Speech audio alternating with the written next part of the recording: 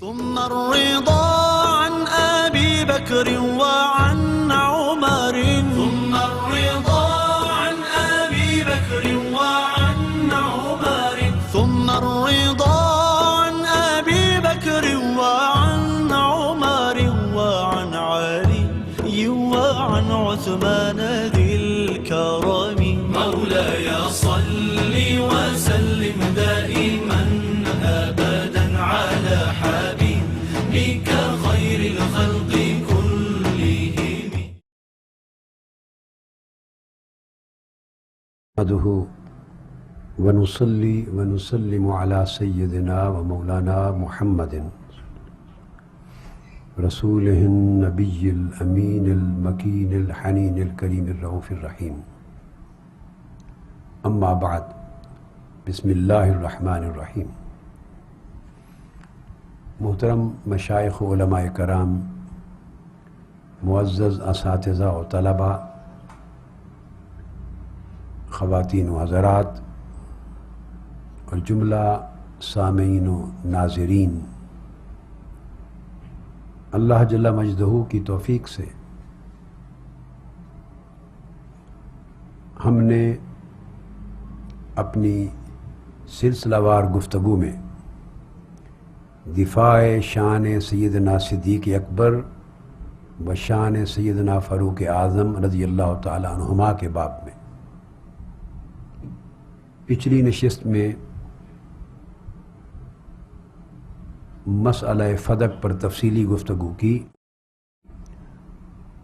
اور قرآن مجید، احادیث نبوی اور جلیل القدر کتب شیعہ اور جملہ شروح نہج البلاغہ، جتنی شروحات ہیں ان کی روشنی میں اس مسئلے پر واضح طور پر ایک رائے سامنے رکھ دی اور پوری تحقیق سامنے رکھ دی کہ مسئلہ فدق پر سیدہ کائنات رضی اللہ تعالی عنہا سیدنا ابو بکر صدیق رضی اللہ تعالیٰ عنہ سے کاملاً راضی ہو گئی تھی، اور اس پر کوئی اختلاف یا ناراضگی یا طبیعت مبارکہ پر کوئی بوجھ اور ثقل باقی نہیں رہا تھا، اور سیدہ کائنات نے اللہ کو گواہ بنا کر حلفاً اپنے راضی ہونے کا اعلان کر دیا تھا، اور سیدنا صدیق اکبر رضی اللہ تعالیٰ عنہ نے اللہ کو گواہ بنا کر حلفاً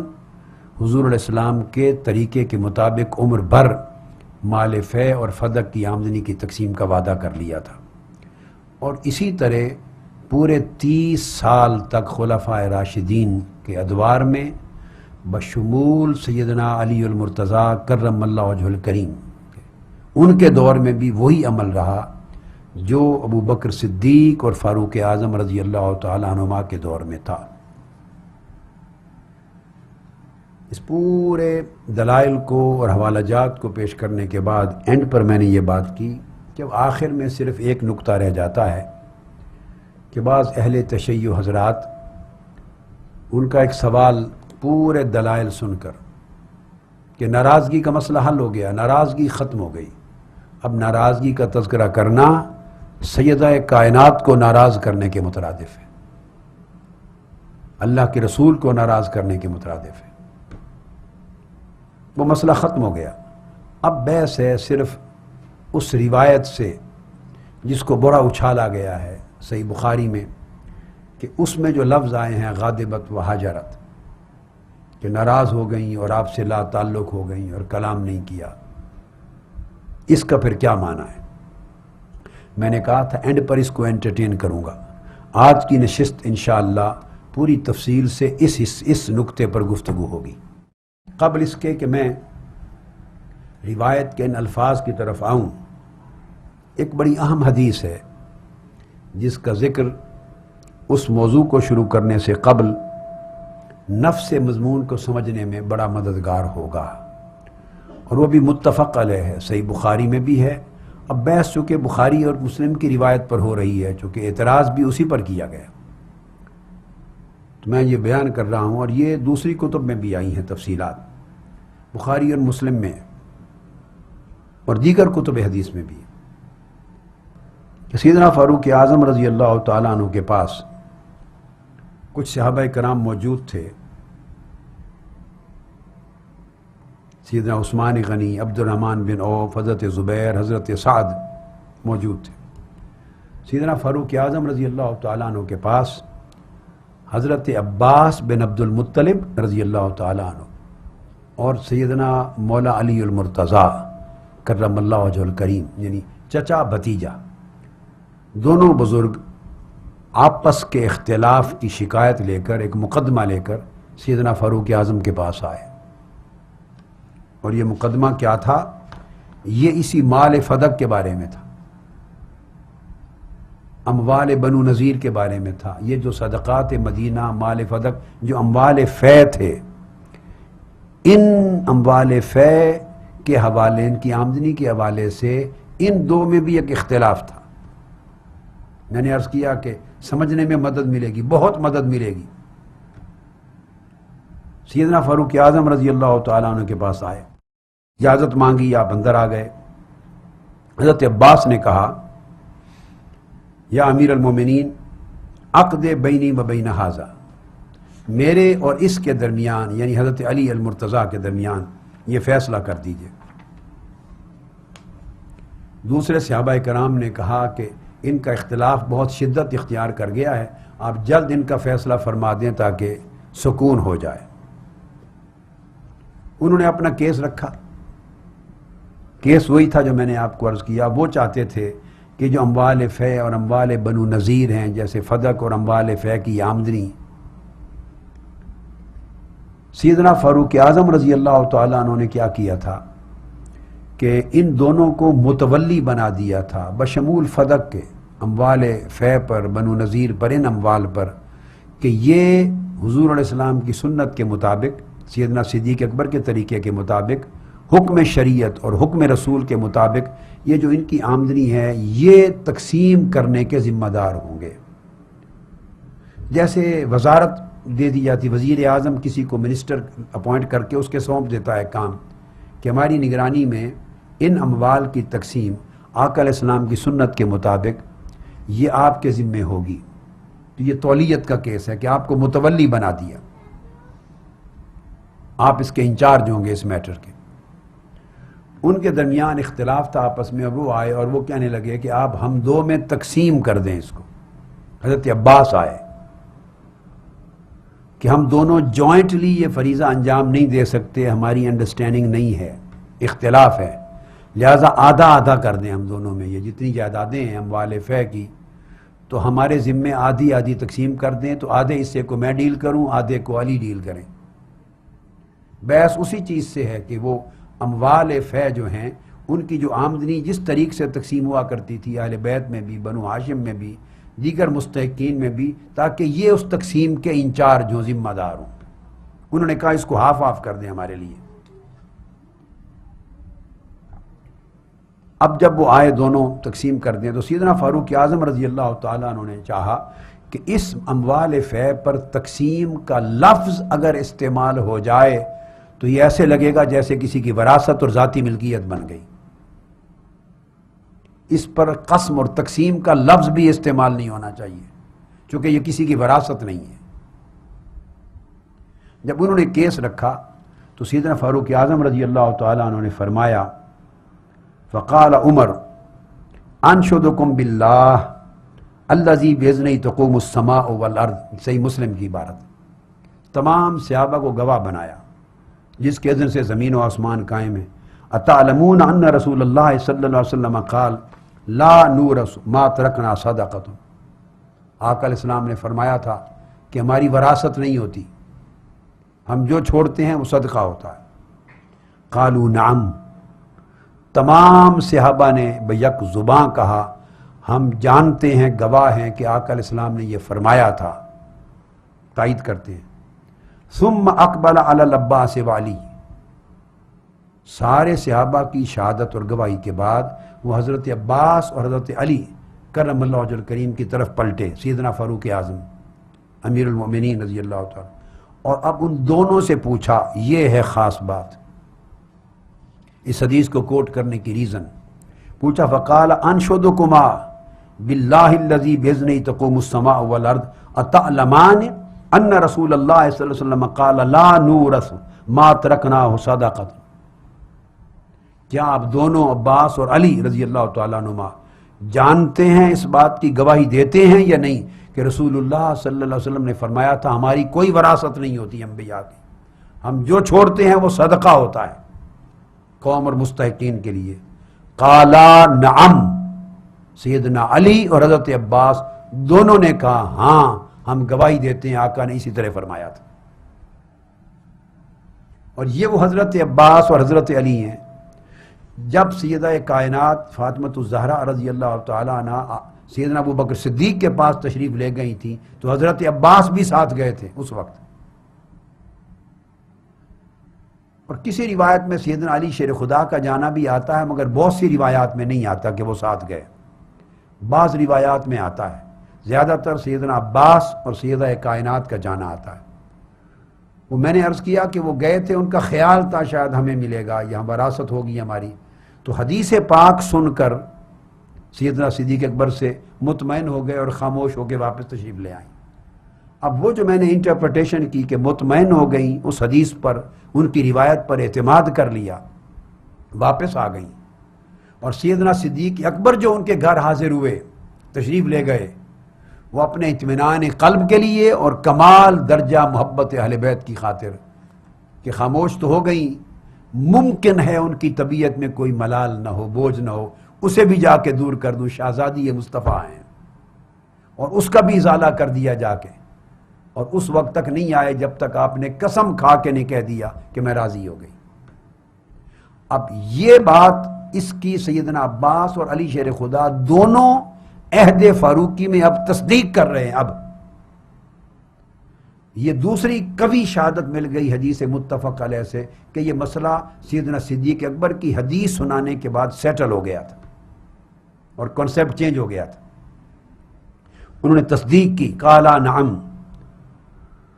اس کے بعد سیدنا فاروق اعظم رضی اللہ تعالیٰ عنہ نے قرآن مجید کی آیت پڑھی کہ یہ خاصہ رسول میں سے تھا، کسی اور کو یہ حق نہیں پہنچتا. ما افاء اللہ علی رسول من اہل القرى فللہ وللرسول، وہ پورا بیان کیا. اور پھر ارشاد فرمایا قال فقاسم رسول اللہ صلی اللہ علیہ وسلم بینکم اموال بنی النذیر فواللہ ما استأثر علیکم. چونکہ سیدہ کائنات جب گئی ہیں، میں نے آپ کو بتایا انہوں نے 3 چیزوں کا تذکرہ کیا تھا مطالبے میں. یہ لوگ تو صرف فدق کا ذکر کرتے ہیں مگر ہر حدیث میں 3 چیزوں کا ذکر ہے. مال فے میں سے پہلے اموال بنو نذیر کا، جس کا ذکر اس حدیث میں آیا ہے حضرت عباس اور حضرت علی کے درمیان جو اختلاف تھا، یہ صدقات مدینہ میں سے تھے. اموال بنو نذیر اور فدق اور خمس اموال خیبر، تینوں کا اکٹھا ذکر ایک ہی مضمون میں تھا. مگر بس ایسے بات چل پڑی، روا روی فدق کی بات چل پڑی، باقیوں کا تذکرہ لوگوں کو نہیں کیا جاتا. مسئلہ پورا کا پورا کمپلیٹ تینوں اموال سے ریلیٹڈ تھا جو کلیئر ہوا. ان کا اختلاف جو لے کے آئے صدقات مدینہ، جو سیدہ کائنات کے مسئلہ فدق کا جو بیان ہے مضمون، اس میں سے ایک حصہ تھا یہ بنو نذیر کے اموال. سیدنا فاروق اعظم نے کہا کہ اللہ کی قسم کہ رسول اللہ صلی اللہ علیہ وآلہ وسلم نے ان مال کی آمدنی کو دینے میں کسی اور کو آپ پر ترجیح نہیں دی، سب سے پہلے آپ کو دیتے تھے آمدنی کفالت کے لیے، اور نہ آپ کے سوا آپ کا حق کسی اور کو دیا. حتیٰ باقی ھذا المال، حتیٰ کہ جو مال بچ گیا آپ کی کفالت کے بعد وہ پھر باقی جگہوں پر تقسیم فرماتے تھے. یہ حضور کا اصول تقسیم تھا. فکان رسول اللہ صلی اللہ علیہ وسلم یأخذ منہ نفقۃ سنۃ، سال کا خرچہ اہل بیت کے لیے اور ازواج مطہرات کے لیے نکال کے رکھتے، پھر تقسیم فرماتے تھے. یہ جب یہ بات کر دی پھر دوبارہ پوچھا صحابہ کرام سے کیا اس کی بھی گواہی دیتے ہیں کہ وہ خرچہ نکال کے رکھ لیتے باقی تقسیم کر دیتے تھے؟ سب نے کہا ہاں ہم گواہی دیتے ہیں کہ آقا علیہ السلام ایسے ہی کرتے تھے. پھر وہ حضرت علی حضرت عباس کی طرف متوجہ ہوئے کہ اس خرچہ کفالت کے لیے اہل بیت کا دے کر سال بھر کا باقی سارا مال تقسیم کرتے تھے لوگوں میں، مستحقین میں. اس پر پھر گواہی لی، دوسری گواہی. اور پھر ان سے پوچھا آپ نے ان سے جب سوال کیا اتعلمان ذالک، کہ آپ جانتے ہیں کہ آقا علیہ السلام اسی طرح کرتے تھے؟ قالا نعم، حضرت علی حضرت عباس دونوں نے گواہی دی، ہاں ہم جانتے ہیں آقا علیہ السلام ایسے ہی کرتے تھے۔ اور فرمایا پھر ابو بکر صدیق بھی اپنی وفات تک ایسے ہی کرتے رہے۔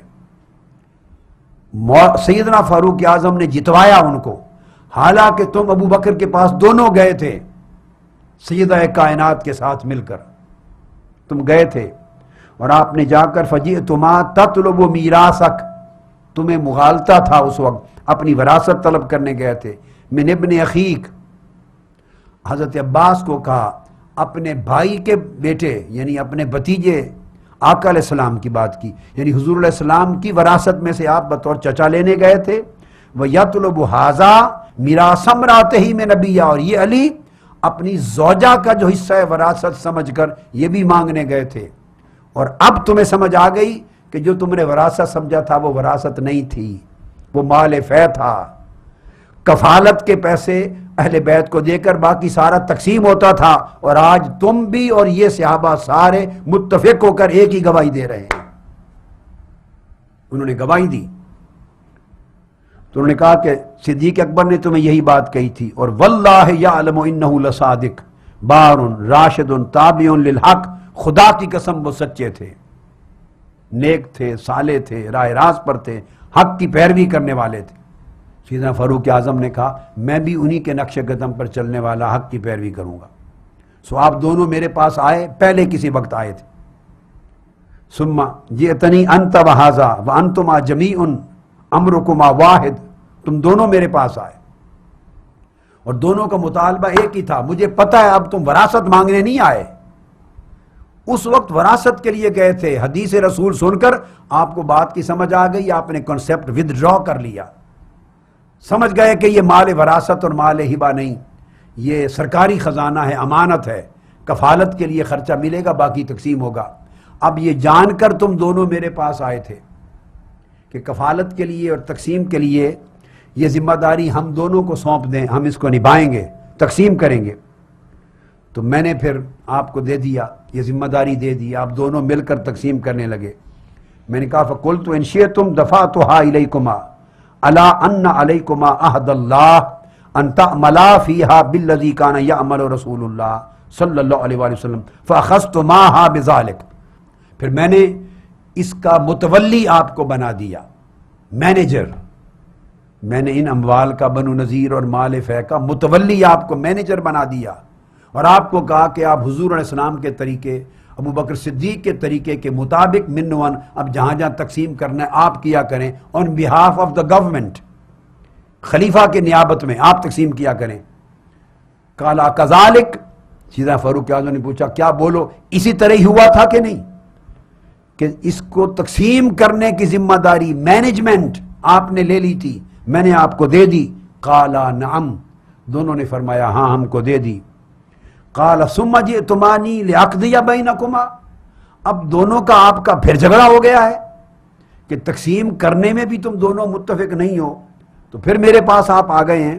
واللہ لا اقضی بینکما بغیر ذلک حتی تقوم الساعہ فإن عجزتما عنها فرداها الی، اب میں اس کی تقسیم نہیں کروں گا کہ آدھے کی مینجمنٹ آپ کو دے دوں اور آدھے حصے کی مینجمنٹ آپ کو دے دوں، چونکہ آگے حدیث میں آتا ہے انہوں نے کہا کہ تقسیم کا اگر لفظ آ گیا تو آنے والی نسلیں سمجھے گی شاید انہی کا مال ہے اور یہی وراثت ہے ان کی، ملکیت کا کنسیپٹ ڈیولپ ہو جائے گا، اس لیے میں بانٹتا نہیں ہوں۔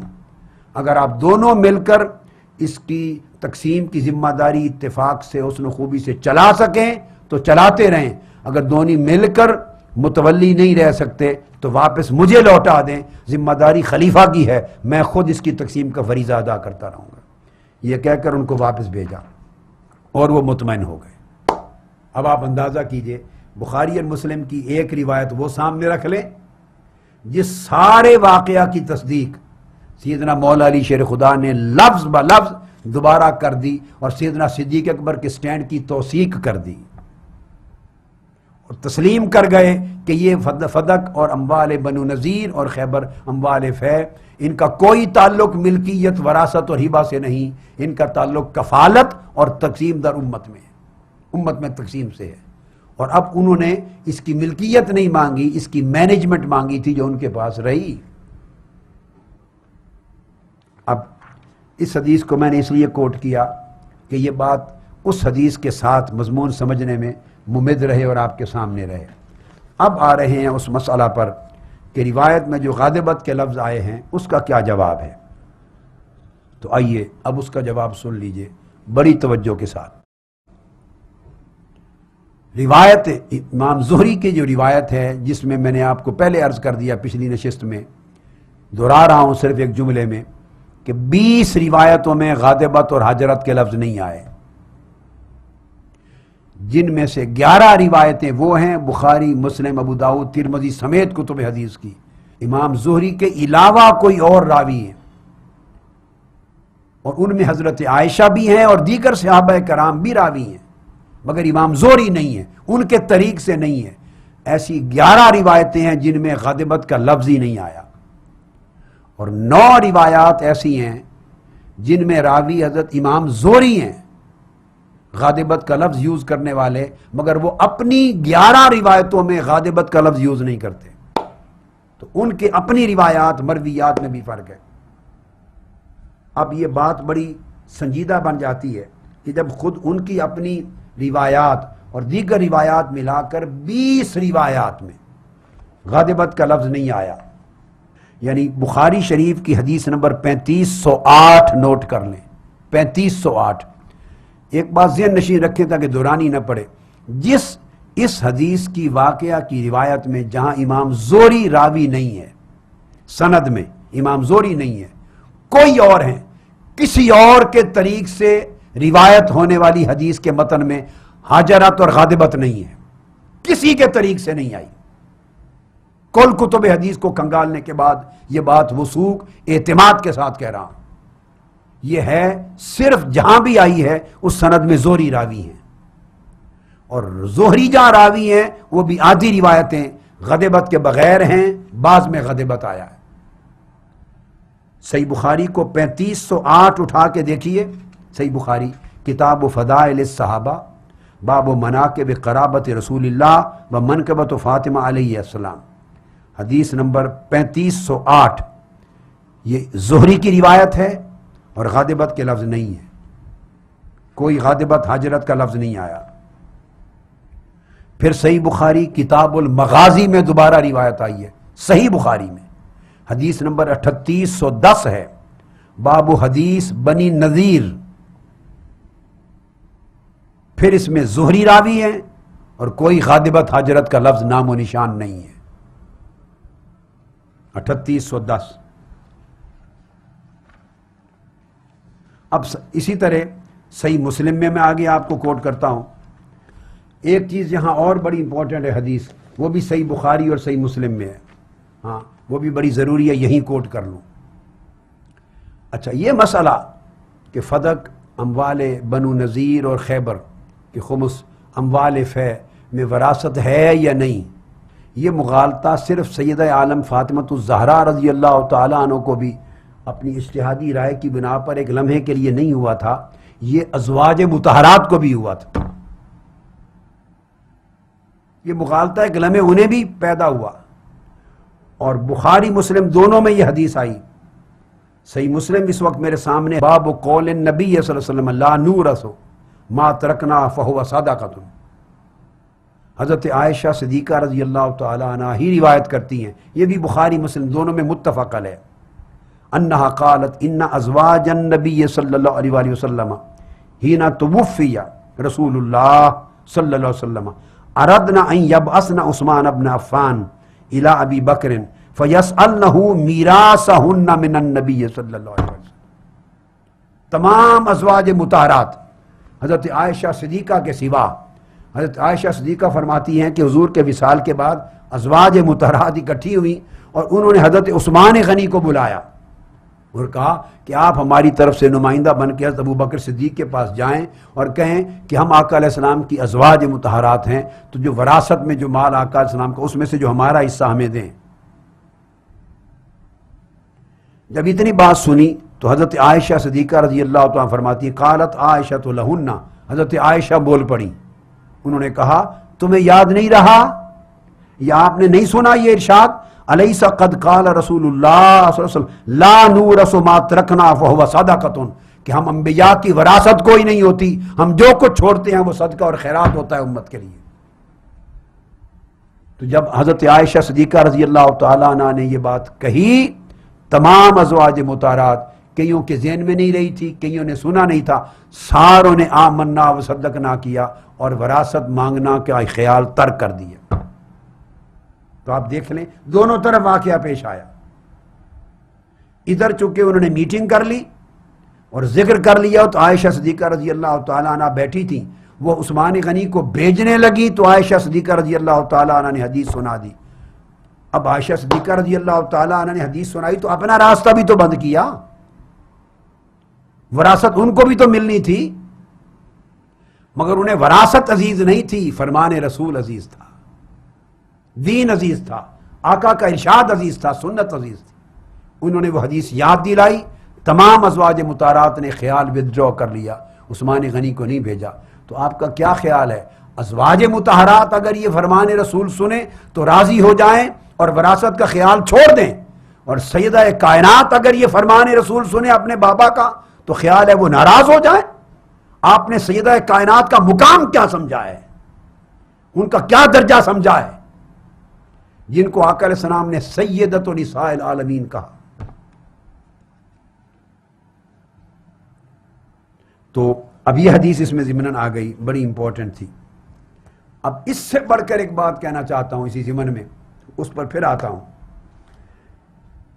اگلی بات یہ کہ سیدہ عالم رضی اللہ تعالیٰ عنہ نے نہ صرف خیال ودرو کر لیا اور راضی ہو گئیں، بلکہ ایک مقام پر آپ نے یہ حدیث جو سیدنا صدیق اکبر رضی اللہ تعالیٰ عنہ نے سنائی تھی کہ آقا علیہ السلام نے فرمایا تھا ہم انبیاء جو ہیں لا نورث ما ترکنا فهو صدقۃ، یہ حدیث آگے سیدنا ابوبکر صدیق رضی اللہ تعالیٰ عنہ کے طریق سے خود روایت کی ہے کہ آقا علیہ السلام نے یہ فرمایا تھا۔ حدیث روایت کی ہے عن طریق ابی بکر صدیق، سیدہ فاطمۃ الزہرا نے۔ آپ اٹھا کے دیکھیے، امام دار قطنی روایت کرتے ہیں اپنی العلل میں، علل دار قطنی میں، حضرت ام ہانی کے طریق سے، اور ام ہانی روایت کرتی ہیں عن فاطمہ رضی اللہ تعالی عنہا، اور حضرت فاطمۃ الزہرا روایت کرتے ہیں عن ابی بکر صدیق، اور لفظ کیا ہے ان الانبیاء لا یورثون، کہ انبیاء کی وراثت نہیں ہوا کرتی۔ سیدہ کائنات نے صدیق اکبر سے حدیث سن کے آگے امت کو بتایا کہ انبیاء کی وراثت نہیں ہوتی رضی اللہ تعالی عنہ۔ اس سے بڑھ کر مسئلہ فدق کے ختم ہو جانے اور آپ کے راضی ہو جانے اور فرمان رسول اور اسوہ صدیقی کو قبول کرنے کی اور شہادت کیا ہوگی؟ اور سیدنا علی شیر خدا، حضرت عباس 3 مرتبہ سیدنا فاروق اعظم کے سامنے سب صحابہ کرام کی موجودگی میں شہادت دے رہے ہیں، تصدیق کر رہے ہیں کہ یہی بات ہے۔ اب جو سوال جس کی ہم اس وقت گفتگو کر رہے تھے وہ یہ کہ صحیح بخاری میں کئی روایتوں میں غادبت حاجرت نہیں آیا، حالانکہ ابن شہاب زہری راوی ہے۔ صحیح مسلم میں کئی روایتوں میں نہیں آیا، اسی طرح جامع ترمذی میں نہیں آیا، میں نے کئی روایتیں آپ کو پڑھ کے بتائی، ابو داؤد کی ساری روایتوں میں نہیں آیا غادبت حاجرت۔ اب عقدہ اس کا کیا ہے وہ سمجھنے والی بات ہے۔ عقدہ یہ کہ چونکہ صرف ابن شہاب زہری کی روایت میں آیا ہے اور کسی اور طریق سے روایت ہونے والی حدیث میں لفظ نہیں آیا، سو میں نے کنسنٹریٹ کیا کہ کیوں ابن شہاب زہری کی روایت میں ملتا ہے، نہ کوئی اور صحابی روایت کرتا ہے، نہ کوئی اور تابعی، نہ کوئی اور راوی۔ پھر جو روایتیں ابن شہاب زہری سے مروی تھیں جہاں یہ لفظ آئے تھے، جس طرح آدمی لینزز لگا کے چھان پٹک کر کے دیکھتا ہے، تو میں نے ایک ایک روایت کو پٹکا اور طے پہ پہنچ گیا۔ پھر محدثین کو دیکھا، ائمہ حدیث کو دیکھا، اکابر کو، تو سب سے تصدیق مل گئی اس بات کی، سب نے اس امر کو نوٹ کر لیا تھا۔ اور واقعہ کیا ہے، یہ جو سارے کلمات ہیں جس پر شور مچایا جاتا ہے، حدیث کی راوی ہیں حضرت عائشہ صدیقہ رضی اللہ تعالیٰ عنہ، اور یہ کلمات حدیث کا حصہ ہی نہیں ہیں، یہ ابن شہاب زہری کی اپنی وضاحت ہے۔ حدیث کی راوی عائشہ صدیقہ، متن حدیث ختم ہو جاتا ہے، یاد رکھ لیں، صدیق اکبر کے بیان حدیث رسول پر۔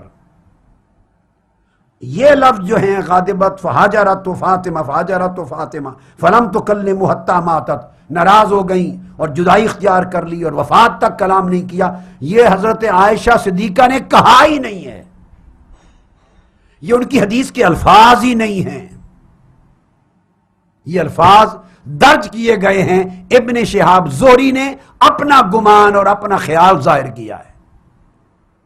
انہوں نے کہاں سے سنا اللہ بہتر جانے، اس کو حدیث میں ادراج کہتے ہیں۔ اس مقام پر جہاں کوئی راوی روایت کرتے ہوئے حدیث کے کسی نقطے کی وضاحت کرنے لگے اپنے گمان اور اپنے خیال سے اور کوئی جملہ ایڈ کر دے اس میں، تو خواہ اس کا لفظ قالا آ جائے اور خواہ اس کے شاگرد روایت کرتے کرتے قالا کو حذف کر دے، مگر وہ جملے اس کے ہوں، اصل حدیث کے نہ ہوں جو صحابی یا صحابیہ نے بیان کی تھی، اس حدیث کو حدیث مدرج کہتے ہیں اور یہ حدیث ضعیف ہوتی ہے۔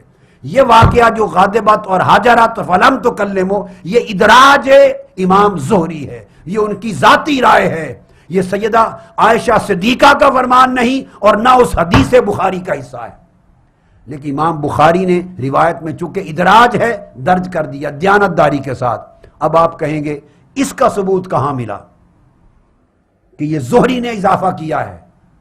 اب سن لیجئے بڑی توجہ کے ساتھ، حدیث خود بول رہی ہے، حدیث کا متن بول رہا ہے، میں پڑھ رہا ہوں وہی حدیث جس میں یہ سارے کلمات ہیں، حدیث نمبر 6346 صحیح بخاری کی کتاب الفرائض میں ہے، پوری روایت پڑھ۔ حدثنا عبداللہ ابن محمد حدثنا ہشام اخبرنا معمر عن الزہری عن عروہ عن عائشہ ان فاطمۃ والعباس علیہم السلام اتیا ابا بکر یلتمسان میراثہما من رسول اللہ صلی اللہ علیہ وسلم وہما حینئذ یطلبان ارضیہما من فدق وسہمہما من خیبر فقال لہما ابو بکر سمعت رسول اللہ صلی اللہ علیہ وسلم یقول لا نورث ما ترکنا صدقۃ انما یأکل آل محمد من ھذا المال قال ابو بکر واللہ لا ادع امرا رأیت رسول اللہ صلی اللہ علیہ وسلم یصنعہ فیہ الا صنعتہ۔ حدیث ختم، حضرت عائشہ صدیقہ رضی اللہ تعالیٰ عنہ کی حدیث یہاں پر ختم۔ اس کے بعد اگلے لفظ آئے ہیں وہ میں پڑھتا ہوں۔ اب یہ حدیث کی راوی آپ نے سن لیا، ان عائشہ، حضرت عائشہ صدیقہ بیان کر رہی ہیں پورا واقعہ۔ اور یہ کیسے ثابت ہوتا ہے کہ حدیث یہاں ختم ہو گئی، روایت عائشہ صدیقہ رضی اللہ تعالیٰ عنہ ختم ہو گئی، اور یہ امام زہری کا اپنا خیال اور گمان ہے جو انہوں نے ایڈ کر دیا ہے، اپنے خیال سے کہیں سے سنا، جیسا کہ میں نے عرض کیا سیدنا صدیق اکبر کو بھی خیال گزرا ہوگا، تبھی تو گھر گئے اور اس خیال سے کہ شاید خفا ہوں ناراض ہوں تو تسلی کرنے کے لیے گئے، اور ان سے رضامندی کا جب اظہار و اعلان سنا تو واپس آئے اللہ کا شکر ادا کر کے، تو ان کو بھی تو خیال آیا ہوگا شاید ناراض ہوں۔ اسی طرح ممکن ہے کچھ اور لوگوں کو اہل بیت میں سے بنو ہاشم میں سے ممکن ہے کسی کو گمان گزرا ہو کہ فاطمہ زہرا ناراض ہیں، اور کسی نے اپنا گمان بیان کر دیا ہو اور ابن شہاب زہری نے کسی اور سے سنا ہو، اور ان کا ایک کنسیپٹ تھا حضرت عائشہ صدیقہ کی بیان کردہ حدیث یہاں ختم ہو گئی، اس کے بعد امام زہری نے ادراج کرتے ہوئے اپنے طور پہ وضاحت کر کے اپنے لفظ ڈال دیے، اضافہ کر دیا، اور وہ کیا کہا، دلیل کیا ہے، الا فی صنعتہ، حضرت عائشہ کی روایت آگے لفظ آتا ہے قالا فہجرتہ فاطمہ فلم تکلمہ حتی ماتت، قالا صیغہ مذکر واحد مذکر غائب کا صیغہ ہے، قالا کا معنی ہے اس مرد نے کہا، روایت تو عائشہ صدیقہ کر رہی ہیں تو قالا کون آ گیا؟ اگر حضرت عائشہ صدیقہ کے لفظ ہوتے تو لفظ ہوتا قالت،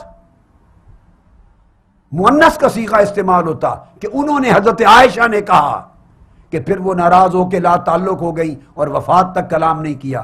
حضرت عائشہ صدیقہ کے الفاظ ہوتے اور متن حدیث ہوتا تو لفظ آتا قالت، مؤنث کا صیغہ آتا، یہاں لفظ آیا ہے مذکر کا قالا، اس مرد نے کہا۔ اب وہ مرد کون سا آ گیا درمیان میں؟ چونکہ زہری کے سوا کسی روایت میں کسی اور نے یہ لفظ نہیں بولا تو محدثین نے دودھ کا دودھ اور پانی کا پانی کر دیا کہ یہ زہری نے ذاتی طور پہ حدیث ختم ہوئی، آگے وضاحت کرتے ہوئے جملے بیان کر دیے کہ زہری نے کہا کہ وہ شاید ناراض ہو گئی تھی اور پھر کلام نہیں کیا۔ اب ہم وہ جو درجنوں احادیث، صدیق اکبر کا قول، علی شیر خدا کی شہادت، حضرت عباس بن عبد المطلب کی شہادت، سیدہ کائنات فاطمہ الزہرا کی گواہی، خدا کی قسم کھا کر راضی ہونا، اس کو مانے یا امام زہری کی ذاتی رائے کو مانے؟ ہم نہیں مانتے زہری کی ذاتی رائے کو۔ کیوں مانے؟ ان کا احترام سر آنکھوں پر، مگر یہ ان کا ادراج ہے، ان کا ذاتی گمان ہے۔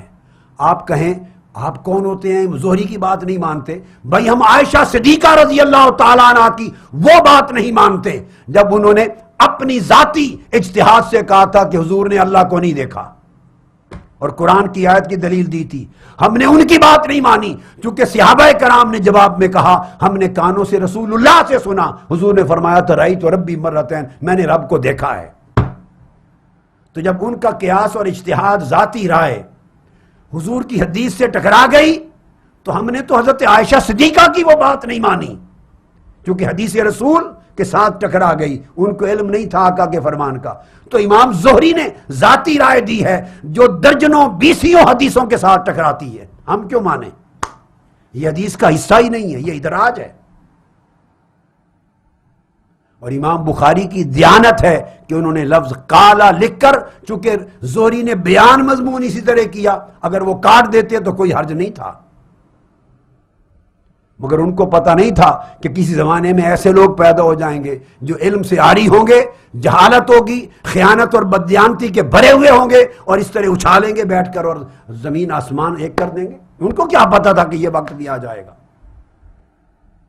ان کا ادراج تھا، ان کے لفظ ہیں۔ اور قالا خود دلیل ہے کہ زہری نے کہا۔ یہ صحیح بخاری کی حدیث میں نے کوٹ کر دی، 6346 لفظ پڑھی ہے۔ اب اس کی مزید توثیق ہوتی ہے۔ پھر میں صحیح مسلم میں گیا، زہری کے طریق سے یہی جو روایت آتی ہے، تو امام مسلم کے ہاں بھی یہی چیز مل گئی۔ صحیح مسلم میں یہی الفاظ جو آتے ہیں ابن شہاب زہری سے روایت کے مطابق سارے۔ اب اس کو پڑھ لیجئے۔ اب اس میں جب آتے ہیں تو اس کے اندر وہ لفظ اسی طرح حضرت فاطمہ الزہرا سیدنا صدیق اکبر کا جو کلام ہے حدیث کا، وہ بیان ختم کر کے آگے متصل لکھا ہوا ہے قالا فہاجرت فلم تکلمہ حتی توفیت۔ اب یہ قالا مرد کون آ گیا درمیان میں؟ روایت تو عائشہ صدیقہ کر رہی ہیں رضی اللہ تعالیٰ عنہ، یہ امام زہری تھے۔ انہوں نے امام زہری نے یہ اپنے طور پہ وضاحت کرتے ہوئے اپنے ذاتی گمان سے جو کچھ سنا تھا یا خیال تھا اس سے توضیح کلمات ایڈ کر دیے، اور یہ حدیث کا متن نہیں ہے۔ اب میں نے اور کھنگالا، سنن ابی داؤد میں گیا، امام ابی داؤد نے اپنی روایت سے یہی روایت ابن شہاب زہری کی لی، اور ابن شہاب زہری کی سنن ابی داؤد کی حدیث نمبر 2970 ہے، یاد کر لیجئے 2970، کتاب الخراج۔ حدثنا حجاج بن ابی یعقوب حدثنی یعقوب یعنی بن ابراہیم بن سعد حدثنی ابی عن صالح عن ابن شہاب اخبرنی عروہ ان عائشہ اخبرته بهذا الحدیث۔ وہی حدیث ہے، وہی سند ہے، اور آگے کر کے آگے امام ابو داؤد نے تصریح کر دی قال فیہ، ابن شہاب زہری نے قال فیہ انہیں اور اضافہ کر دیا، اس حدیث کے بارے میں ابن شہاب زہری نے یہ کہا۔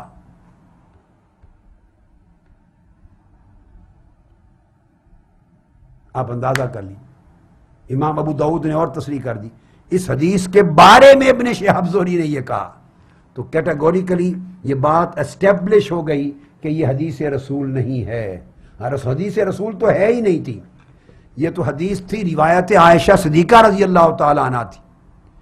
ایک مذاکرہ تھا سیدہ کائنات اور سیدنا صدیق اکبر کا واقعہ بیان ہوا، مگر روایت حضرت عائشہ صدیقہ کا یہ حصہ ہی نہیں ہے۔ وقال فیہ، ابن شہاب زہری نے اس حدیث کے بارے میں یہ کہا، آگے اپنی وضاحت آ گئی۔ یہ تمام ائمہ سے یہ بات ثابت ہو گئی۔ اور اب آگے میں اصول حدیث کی ایک بات بتا دوں، فن اسماء الرجال پر گہری نظر رکھنے والے اچھی طرح جانتے ہیں کہ یہ ابن شہاب زہری کا یہ پرابلم تھا. اس کا مطلب یہ نہیں کہ آدمی سکا نہیں رہتا، مطلب انہوں نے تو اپنی شرح کی ہے نا. سقاط ہوتی ہے روایت کرنے میں. وہ معتبر تھے، ثقہ تھے، عادل تھے، متقی لوگ تھے، سب درست، مگر ان کے نقص یہ تھا کہ اکثر جب حدیث کو روایت کرتے تو اس میں کوئی نقطہ آتا تو اس میں اپنی طرف سے اس کے توضیحی جملے بیان کر دیتے، شاگردوں کو وضاحت کے جملے کہہ دیتے تھے. اب سننے والے کئی طلباء بیٹھے ہوتے سینکڑوں، کسی کی سمجھ آتی لکھ رہے ہوتے تھے تو کئی وہاں حاشیے پہ لکھ لیتے کہ قال ابن شہاب قال الزہری، کہ یہ ان کی وضاحت ہے. اور کئیوں کو سمجھ نہ آتی تو اگلے جملے لکھ لیتے، قال کا لفظ رہ جاتا. اس کام کو محدثین نے ادراج کہا ہے، ائمہ فن نے. ادراج آپ اردو میں لفظ سمجھتے ہیں درج کرنا، کوئی آدمی کسی متن میں کوئی چیز درج کر دے. وہ درج اصل وضاحت کے لیے کرتے تھے. پڑھنے والے کو صاحب فن ہونا چاہیے. اب یہ جو چیز ہے اس کو اٹھائیے ائمہ فن حدیث اور ائمہ فن اسماء الرجال اور ائمہ فن جرح و تعدیل. اب انہیں کوٹ کر رہا ہوں. امام ابن صلاح سب سے پہلے عظیم محدث جو فن حدیث پر جنہوں نے اپنی کتاب جامع لکھی اور اس کی شرح کی ہے مقدمہ ابن صلاح، اس پر شرح لکھی ہے امام عسقلانی نے النکت علی ابن صلاح. وہ بیان کرتے ہیں حافظ ابن عسقلانی النکت علی ابن صلاح میں کہ قضا کان الزہری یفسر الاحادیث کثیرا. یہ زہری کی عادت تھی، امام زہری کی، کہ حدیث بیان کر کے درمیان میں کثرت کے ساتھ اس کی تفسیر کر دیتے تھے اپنے پاس. اور سننے والوں کو مغالطہ بعض اوقات لگ جاتا تھا کہ شاید یہ اس حدیث کے ٹیکسٹ کا حصہ ہے. جس نے پراپرلی سن لیا اس نے قالا کر کے الگ لکھ دیا، جو نہ سن سکا وہ بعض اوقات سمجھتا تھا اسی متن کا حصہ چل رہا ہے. یہ بڑی نیچرل سی چیز ہے. تو حافظ ابن عسقلانی نے امام ابن صلاح کی شرح میں لکھا کہ امام زہری کا یہ پرابلم تھا. وہ بیان کرتے ہوئے حدیث کا متن صحیح بیان کرتے تھے مگر درمیان میں کئی جملے وضاحت کے بول دیتے، سننے والے کو مغالطہ لگتا. اس پر حافظ ابن عسقلانی بیان کرتے ہیں امام ابن صلاح کی شرح میں، وہ کہتے ہیں کہ چنانچہ ان کے جو اقران تھے فکان بعض اقرانہ، ان کے کئی ساتھی علماء دوست کولیگز ان کو کہا کرتے تھے امام زہری کو. اب یہ جو میں آگے باتیں بیان کر رہا ہوں یہ کوئی حدیث فدق کی وجہ سے نہیں نکلی. مسئلہ فدق کا جواب دینے کے لیے یہ نقطے درج نہیں ہوئے. بھئی یہ 800,000 سال پہلے 700 سال پہلے کی حدیث کی کتابوں میں آلریڈی زہری کے اوپر ڈسکشن کرتے ہوئے کتابوں میں آ چکا ہے.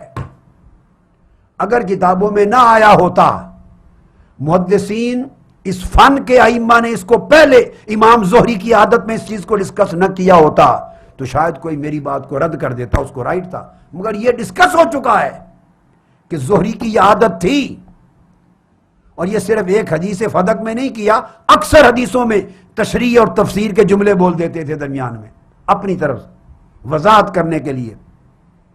تو کہتے ہیں ان کے دوست اور ان کے اقران علماء کہا کرتے تھے، کہتے تھے افصل کلامک من کلام النبی صلی اللہ علیہ وسلم، زہری درمیان میں تفسیر نہ کیا کرو اپنے کلام اور رسول اللہ کے کلام میں تاکہ فرق رہے.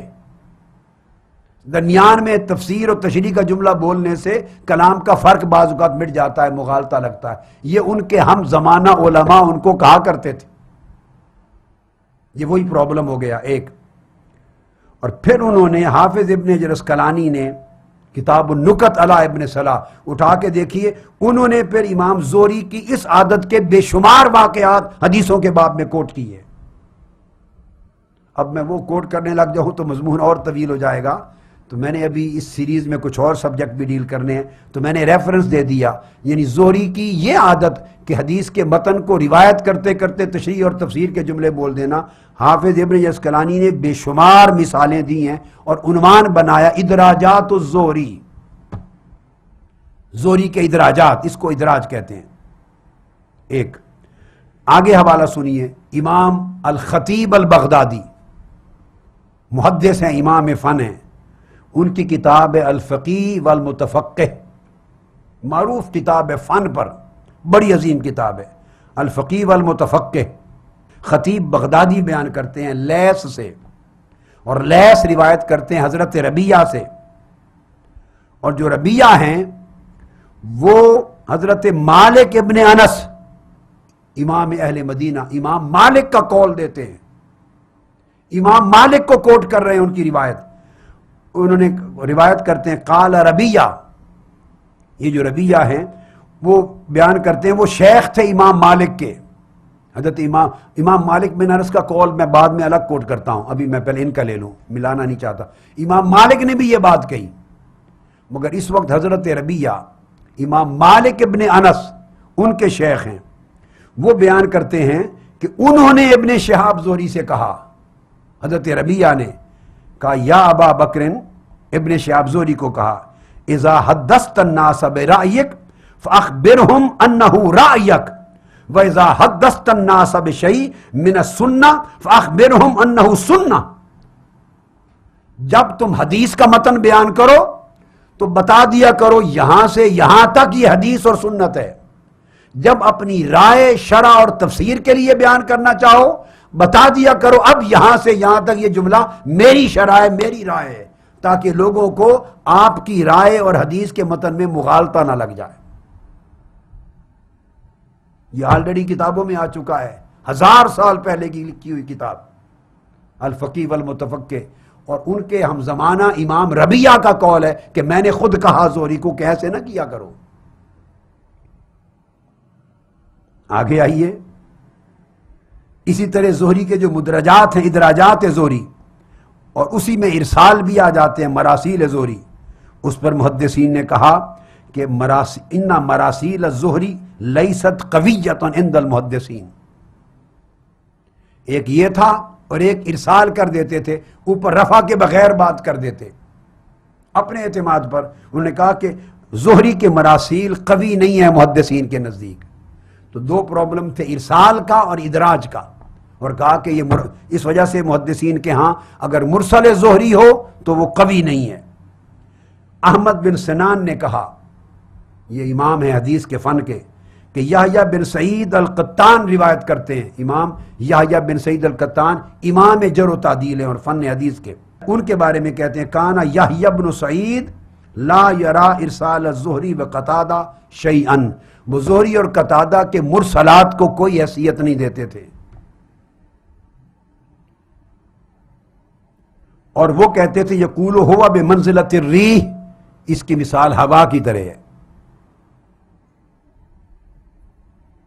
یہ حافظ ابن یسکلانی نے تہذیب التہذیب میں بیان کیا۔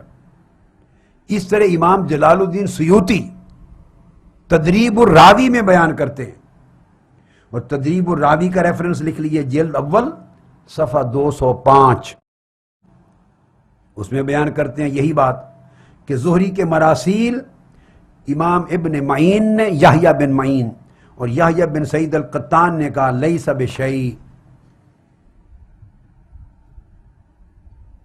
اسی طرح امام شافعی نے کہا رضی اللہ تعالیٰ عنہ، انہوں نے فرمایا، اور امام بہقی نے روایت کیا یحییٰ بن سعید سے بھی، انہوں نے کہا کہ جو مرسل الزہری شر من مرسل غیرہ، زہری کا مرسل ارسال دوسروں کے ارسال سے زیادہ نقصان دہ ہے۔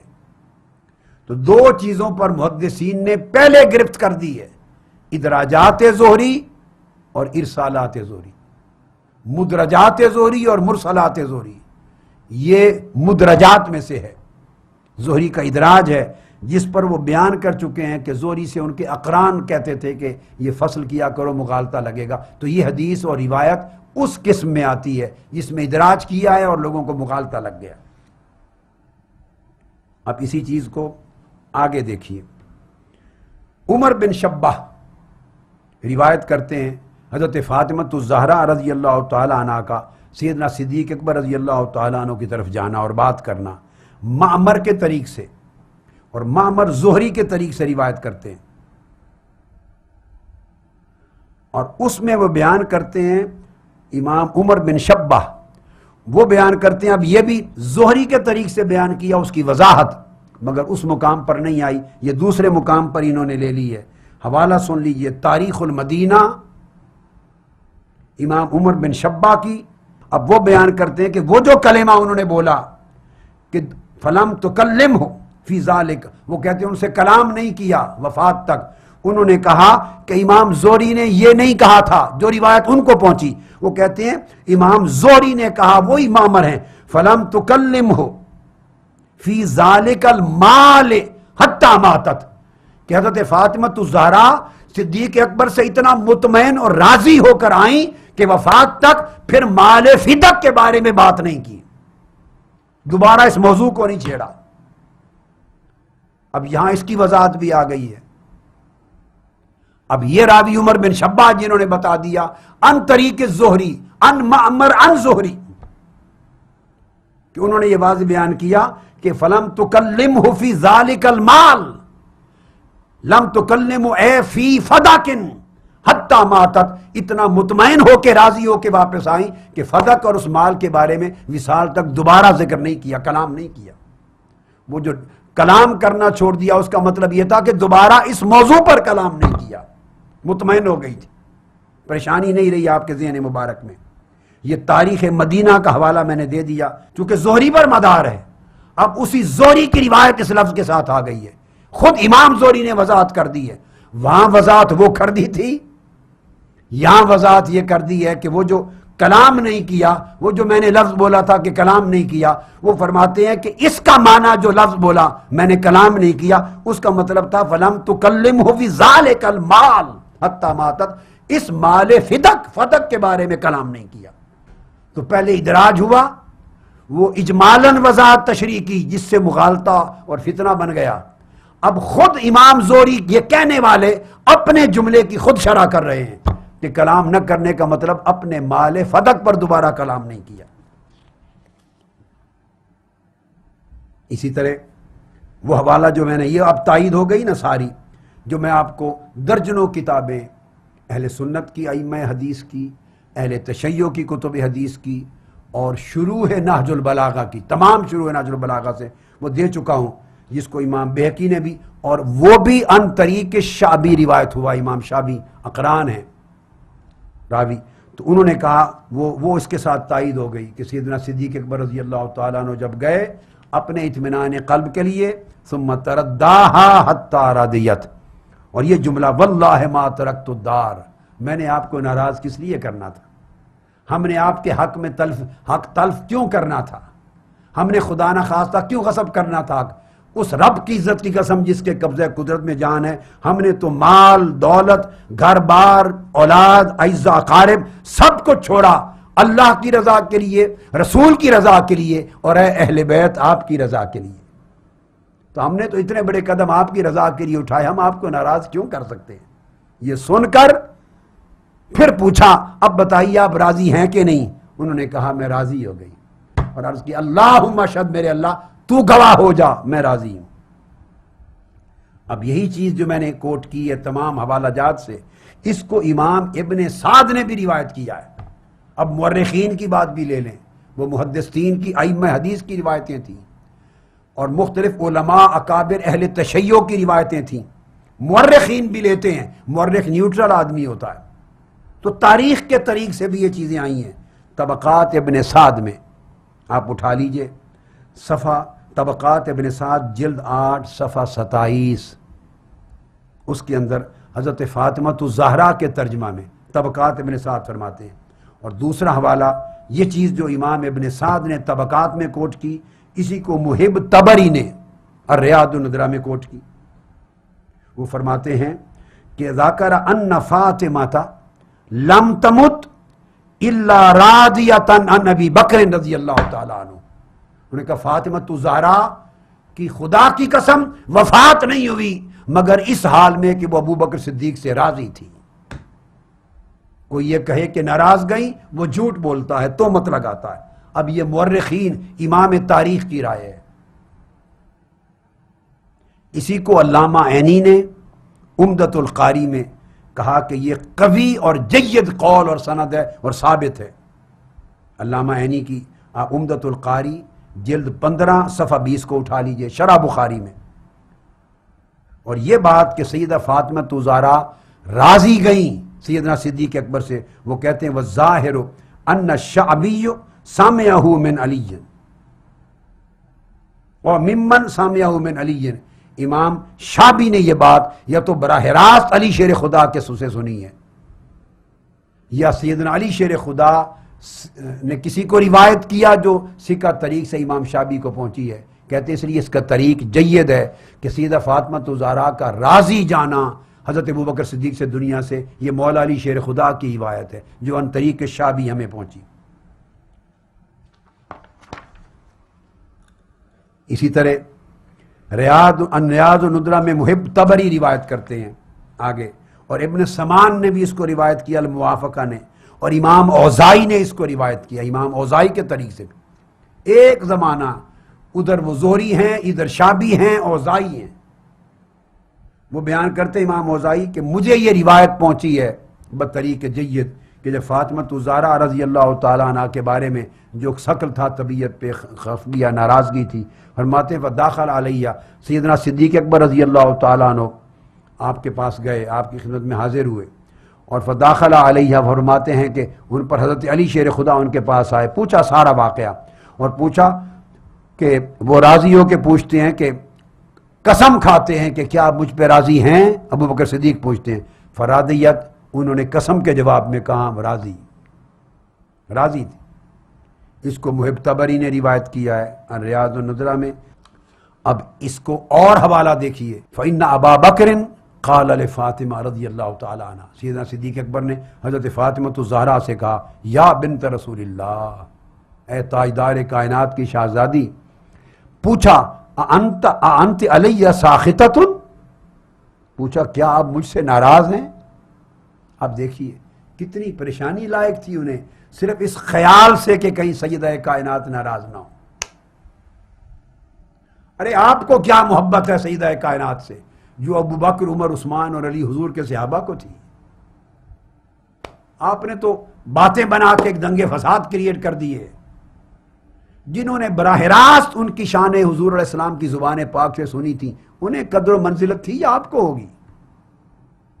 سیدنا صدیق اکبر کا عالم دیکھیے اضطراب کا، علیہ ساخطۃ، کیا سیدہ کائنات کیا مجھ پہ ناراض ہیں؟ گھر جا کر کہا۔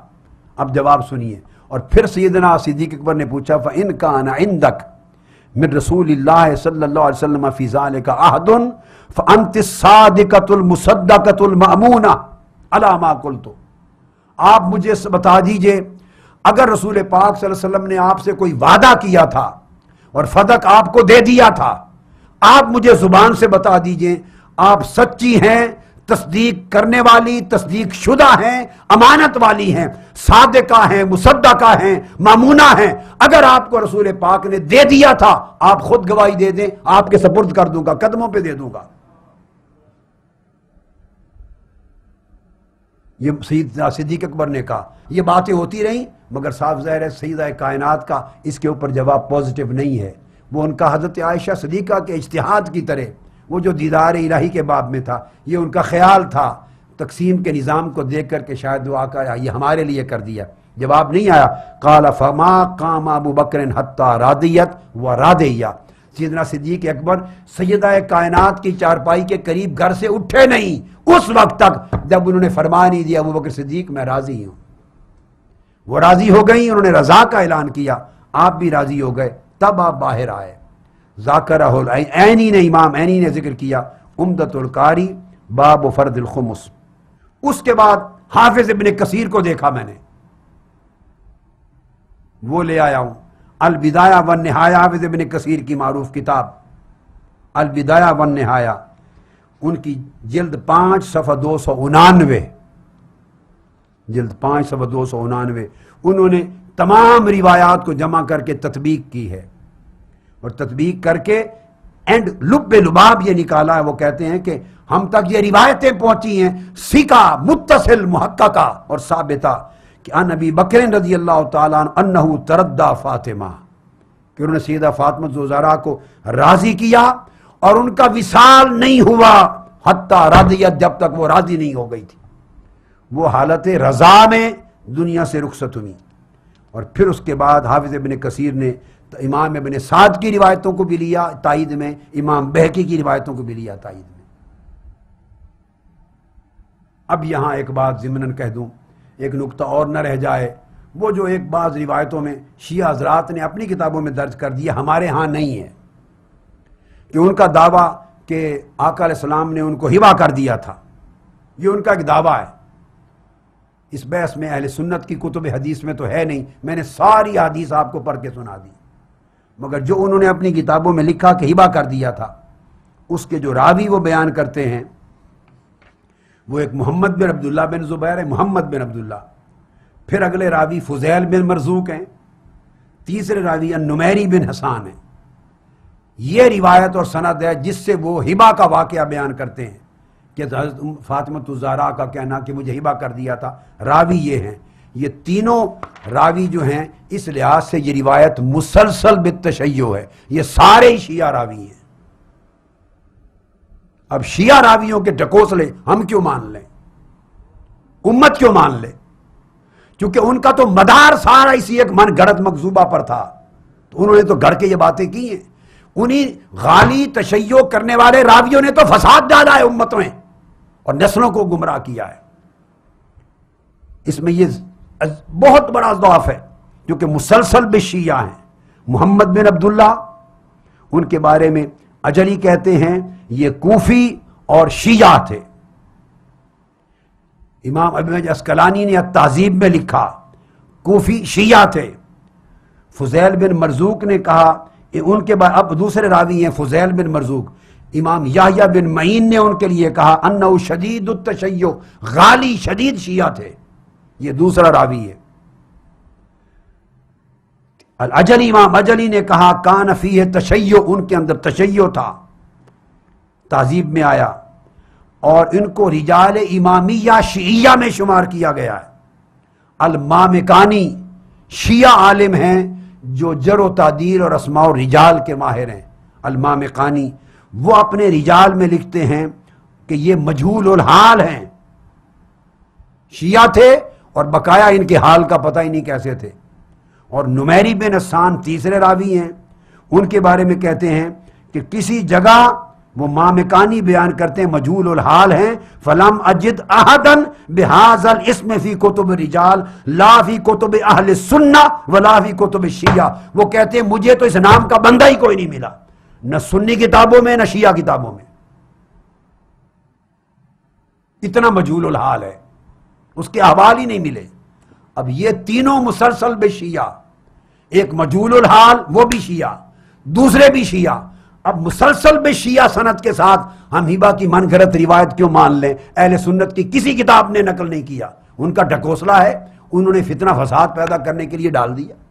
اور میں نے آپ کو 50 روایات اور حدیث کتب شیعہ اور کتب اہل سنت سے سیدہ کائنات کا راضی ہو جانا، راضی ہو جانا، راضی ہو جانا کوٹ کر کے بیان کر دیا۔ اب اتنی مصدقہ بات کے مقابلے میں ایسے ڈھکوسلوں کی کیا حیثیت رہ جاتی؟ یہاں پر وہ ایک اور بات کر سکتے ہیں اور بعض اوقات کرتے ہیں کہ اس طرح کی ہبہ کی ایک روایت امام جلال الدین سیوطی کی کتاب الدر المنصور میں آ گئی۔ اب یہ بھی ان کے پاس ایک ہتھیار ہو سکتا ہے، وہ کوٹ کرتے ہیں کہ جلال الدین سیوطی نے الدر المنصور میں کہا۔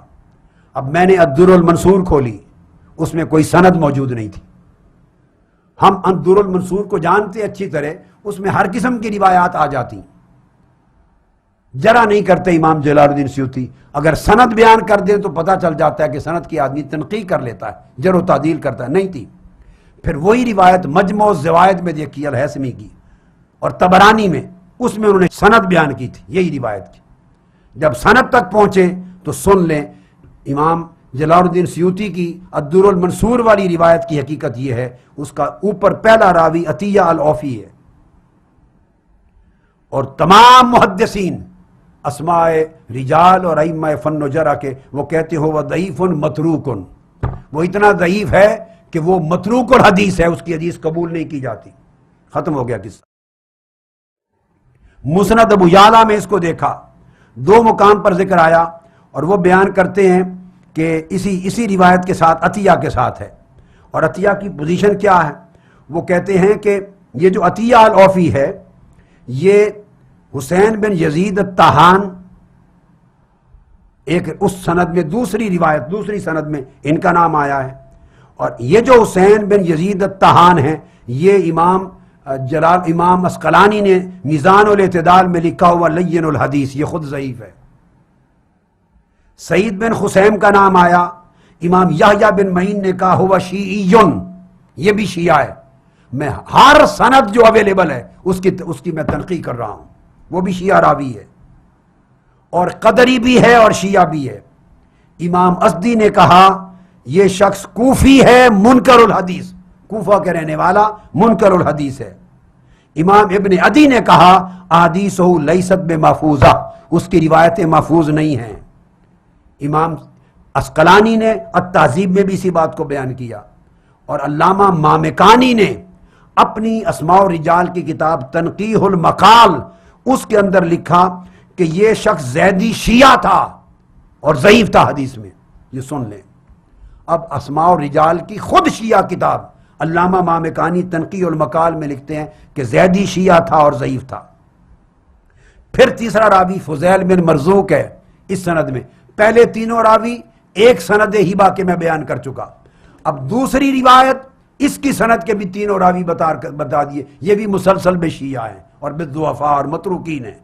فضیل بن مرزوق انہوں نے کہا کہ یہ بھی امامیہ شیعہ ہے، اسماء الرجال کی کتابوں میں درج ہے، اور ساری دونوں روایتوں کا مدار ہبہ کی روایت کا مدار عطیہ العوفی پر ہے، اور عطیہ العوفی کا عالم یہ ہے کہ یہ خود بھی شیعہ تھا۔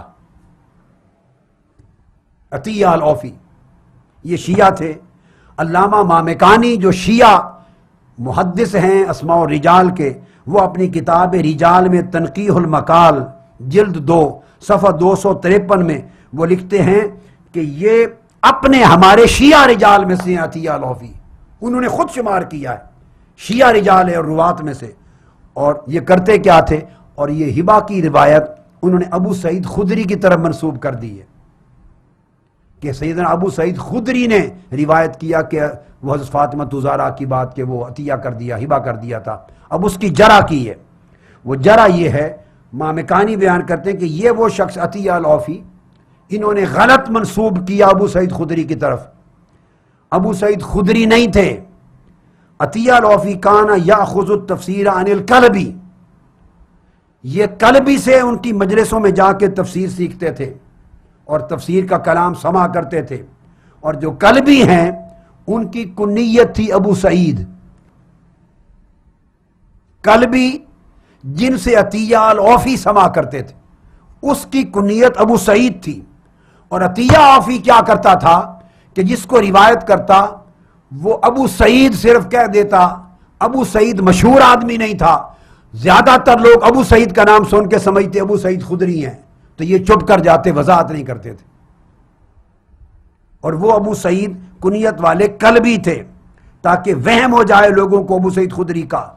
اس لیے امام ابن حبان نے کہا کہ یہ ضعفاء میں سے ہیں، انہ سامع من ابی سعید احادیث فلما مات جعل یجالس القلبی یحضر بصفتہ، اور وہ یاد کر کے اس کی کنیت ابو سعید تھی، اور جب وہ روایت کرتے وہ کہتے، ان سے لوگ پوچھتے من حدثک ھذا، آپ کو یہ بات کس نے بتائی؟ فیقول حدثنی ابو سعید، بس اتنا کہتا مجھے ابو سعید نے بتائی۔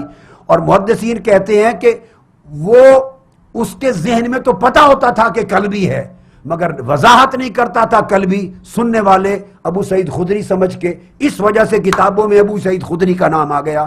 وہ ابو سعید کلبی تھا جو عطیہ العوفی الشیعی کی روایت میں آیا ہے، یہ روایت بھی ختم ہو گئی۔ اور امام احمد بن حنبل نے کہا وہ ضعیف الحدیث ہیں، اور امام حشیم بھی روایت کرتے کہ وہ بیان کیا کرتے کہ وہ ضعیف الحدیث ہیں۔ التہذیب میں امام اسقلانی نے بھی کہا ضعیف الحدیث ہیں، علامہ ذہبی نے بھی کہا ضعیف الحدیث ہیں، امام احمد بن حنبل نے بھی کہا، میزان الاعتدال میں بھی کہا ضعیف الحدیث ہیں، جلد 4 صفحہ 239 اور 240۔ لہٰذا یہ کوئی روایت ابو سعید خدری سے مروی نہیں ہے، یہ مرویہ عن القلبی ہے، اور عطیہ العوفی شیعہ، اور ان کی سند ساری مسلسل بالشیعہ ہے جو میں نے ذکر کر دی۔ یہ وہ کیفیت تھی اس پورے بیان کی جس پر مدار تھا ہبہ کی روایت کا، اور وہ سارا بیان جس کے اوپر سیدنا صدیق اکبر کے ساتھ فدق کا مانگنا اور تھا۔ اور آخری بات جو آج ختم جس پر کرنا چاہتا ہوں وہ یہ کہ یہ ان کو ناراض بنایا معاذ اللہ سیدہ کائنات کو سیدنا صدیق اکبر سے، اور وہ ناراضگی بنا کر پھر سیدنا فاروق اعظم کے ساتھ الزام اور تہمت لگائی، گھر جلانے کی اور دروازے توڑنے کی۔ یہ بات ایک رہ گئی، اسے میں انشاءاللہ اگلی نشست میں، کل کی نشست میں، گھر جلانا، دروازے توڑنے، یہ جو پورا ایک تماشا بنا رکھا ہے، یہ آخری گفتگو اس میری سیریز کی، اس پر کل گفتگو کروں گا انشاءاللہ۔ اب آخری بات کہ سیدہ کائنات چونکہ راضی ہو گئیں، مسئلہ فدق حل ہو گیا، ختم ہو گیا، اور ان کے مابین کوئی اختلاف نہ رہا، اس لیے جنازہ بھی سیدہ کائنات کا ارجح قول کے مطابق سیدنا صدیق اکبر نے پڑھایا۔ یہ پوری قیامت بپا کر رکھی ہے یہاں برطانیہ میں اور ٹی وی چینلوں پر اور کتب میں ہر طرف اور مجالس میں کہ سیدہ کائنات نے فرمایا تھا، وصیت کی مولا علی شیر خدا کو، میرا جنازہ رات کو اٹھانا، میں نہیں چاہتی ابو بکر میرے جنازے میں شریک ہو۔ رات کو جنازہ اٹھایا گیا، اتنی بے ادبی کی انتہا کہ سیدہ کائنات کا جنازہ 2-4 آدمی جا کے راتوں رات تدفین کر کے آ رہے ہیں۔ کوئی کیا کہے گا مسلمانوں کی نسبت؟ اور سیدنا صدیق اکبر سے چھپانے کے لیے رات کو جنازہ اٹھا۔ اب آج کی گفتگو میں اس عقدہ کو بھی حل کر دوں کہ ہماری تو تمام کتب میں سیدنا صدیق اکبر ہی نہیں، سیدنا فاروق اعظم رضی اللہ تعالیٰ عنہ دونوں کا سیدہ کائنات کے جنازے میں شریک ہونا بالاتفاق آیا ہے۔ یہ افسانہ جھوٹا گڑھ لیا گیا رافضی خالی لوگوں نے۔ اور کیسے وہ جنازے میں شرکت سے محروم رہ سکتے؟ سیدہ کائنات کی عیادت کرنے والی، علالت میں دیکھ بھال کرنے والی، پورا عرصہ بیماری علالت کے پہلے دن سے لے کر وصال کے دن تک، وہ تو حضرت صدیق اکبر کی زوجہ رات دن ان کے پاس انہوں نے بھیجا ہوا تھا دیکھ بھال کرنے کے لیے۔ حضرت اسماء بنت امیس سیدنا صدیق اکبر کی زوجہ محترمہ، ان کو بھیجا ہوا تھا رات دن، وہ حضرت فاطمہ الزہرا کے پاس تھی وصال تک، حتیٰ کہ تدفین تک بھی وہ پاس تھی۔ زوجہ ابو بکر صدیق کی رات دن عیادت کے لیے پاس ہو اور خبر ابو بکر صدیق کو نہ چلے اور ان کو جنازے میں شرکت کی اجازت نہ ہو، کتنی غیر منطقی اور غیر معقول باتیں۔ اگر کوئی یہ کہے کہ وہ اور نسبت سے بلایا تھا کہ پہلے جعفر بن ابی طالب کی زوجہ تھی، پر وہ زمانہ گزر گیا، جعفر بن ابی طالب کے بعد تو سیدنا صدیق اکبر کے عقد میں آ گئی، ان کی زوجہ تھی، انہی کے بدن سے محمد بن ابی بکر تھے جن کو مولا علی شیر خدا نے پالا۔ اور قرب اتنا کہ سیدنا صدیق اکبر کی زوجہ سیدہ فاطمہ الزہرا کی دیکھ بھال کرتی ہیں وصال تک، اور سیدنا صدیق اکبر کے وصال کے بعد مولا علی شیر خدا انہی اسماء بنت ابیس سے نکاح کرتے ہیں، پھر ان کی زوجہ ہو گئی۔ دشمنوں کی بیوہ سے کوئی نکاح کرتا ہے؟ اب میں کوٹ کر دوں جو آخری حصہ ہے آج کی گفتگو کا، سیدنا صدیق اکبر رضی اللہ تعالیٰ عنہ یا سیدنا فاروق اعظم کی سیدہ کائنات کے جنازے میں شرکت۔ اس وقت میرے سامنے الطبقات الکبریٰ ہے امام ابن سعد کی، ان سے بڑا مورخ اسلامی تاریخ کا کوئی نہیں ہے، کوئی مورخ نہیں ہے ان سے بڑا اسلامی تاریخ کا، اور محدث بھی ہیں بڑے پائے کے۔ اس کی جلد 8 مطبوعہ بیروت ہے میرے سامنے، جلد 8، اور یہ فی النساء ہے۔ اس جلد کو آپ اٹھائیے اور اس کو دیکھیے، اس میں امام ابن اسحاق نے طبقات میں بیان کیا ہے ایک روایت، اخبرنا محمد ابن عمر حدثنا معمر عن الزہری، یہ وہی ابن شہاب زہری ہیں جن کی روایت پر سارا مدار کر کے کیا ہوا تھا کہ ناراض ہو گئیں، یہ وہی زہری روایت کر رہے ہیں۔ اچھا، ایک روایت تو یہ کہ سیدنا علی شیر خدا انہوں نے ان علی صلی علی فاطمہ رضی اللہ تعالیٰ عنہ، ایک قول۔ دوسرا قول جو امام شعبی سے بھی آیا، وہ فرماتے ہیں صلی علیہ ابو بکر رضی اللہ تعالیٰ عنہ و عنہا، سیدنا صدیق اکبر نے سیدہ کائنات فاطمہ الزہرا کا جنازہ پڑھایا۔ امام ابن سعد نے بیان کیا۔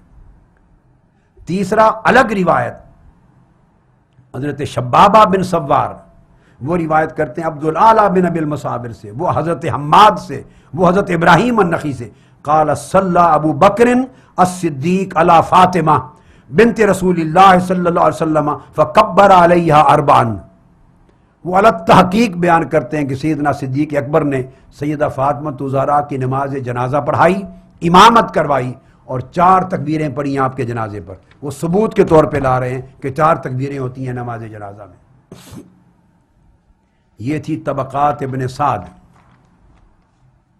اب دوسرے تاریخ اسلام کے سب سے بڑے مورخ ایک امام ابن سعد تھے، جن سے 2 قول میں نے امام سیدنا صدیق اکبر کی نماز جنازہ کی امامت کے بتا دیے، ایک قول مولا علی شیر خدا کا.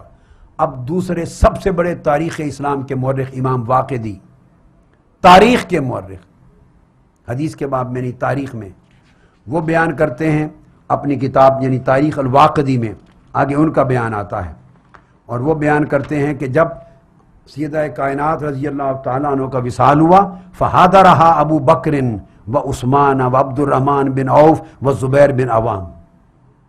جو ہی وصال کی خبر آئی سیدھا ان کے گھر ابو بکر صدیق بھی پہنچ گئے.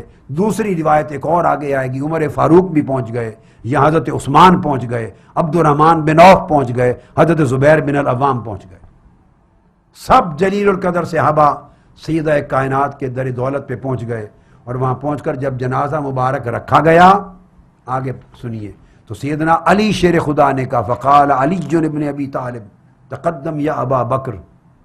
مولا علی شیر خدا نے کہا اے ابو بکر صدیق آپ آگے بڑھیے اور جنازہ کی امامت کرائیے.